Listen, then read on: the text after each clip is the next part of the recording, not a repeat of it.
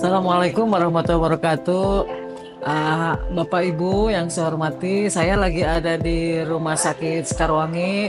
Kebetulan kita ada di galeri tematik ya.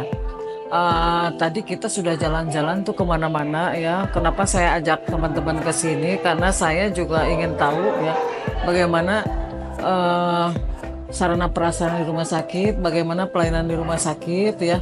Salah satunya tentu yang berkaitan dengan kearsipan dan perpustakaan, termasuk fasilitas informasi di mana di sini di SIM RS terutama itu eh, menyediakan atau merangkum atau menjadi center daripada 41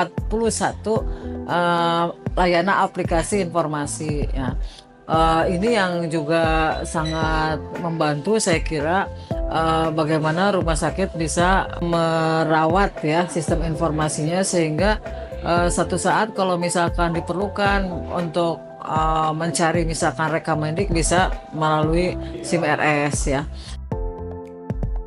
Tadi diajak juga melihat bagaimana pengolahan limbah ya dilakukan di rumah sakit sehingga limbah yang tadinya tidak berarti ya berbahaya itu bisa kita lihat proses pemisahannya ya, mana yang mau dibuang, mana yang diolah kembali menjadi limbah cair yang juga bermanfaat untuk kehidupan. Contohnya tadi bisa dipakai jadi kolam ikan begitu ya.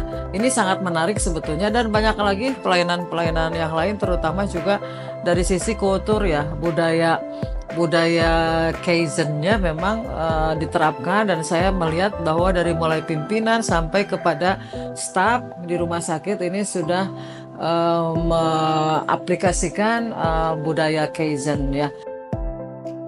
Kemudian juga ada penerapan tadi masalah informasi yang menurut kami dari sisi arsip dan perpustakaan itu sudah mengacu kepada kaidah kearsipan. Misalkan di rumah sakit sudah ada informasi terkait dengan Hall of Fame. Jadi bagaimana masyarakat ingin mengenal salah satu penyakit, juga penyebabnya gitu, udah terpampang di Hall of Fame di dinding-dinding. Ada dinding rumah sakit yang menyediakan itu, masyarakat bisa tahu oh penyakit jantung ini seperti apa penyakitnya gitu ya, kemudian gejalanya seperti apa, kemudian juga apa yang harus dilakukan, termasuk di situ ada pernyataan-pernyataan dari dokter-dokternya. Saya kira ini tidak ada di rumah sakit lain ya. Kemudian juga bagaimana perawatan dilakukan terhadap pasien anak ya, khususnya anak ini yang dirawat diberikan kenyamanan dengan tadi begitu masuk ke ruang anak itu ada